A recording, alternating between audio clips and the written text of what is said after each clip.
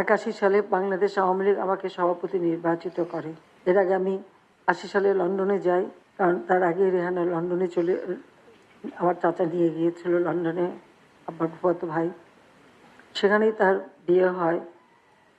কিন্তু সেই বিয়েতেও আমি যেতে পারিনি। তার কারণ আমাদের এমন কোনো আর্থিক সঙ্গতি ছিল না যে আমি বা আমার ছেলে মেয়েকে নিয়ে যাব অথবা সেখানে থাকবো, কারণ বিদেশে তো আমাদের কিছু ছিল না।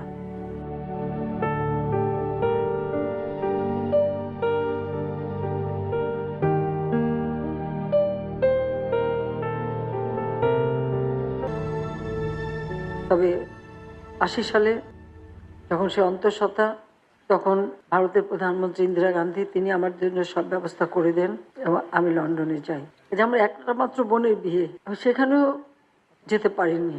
বাবা মা হারা বলতে গেলে একদম এককভাবে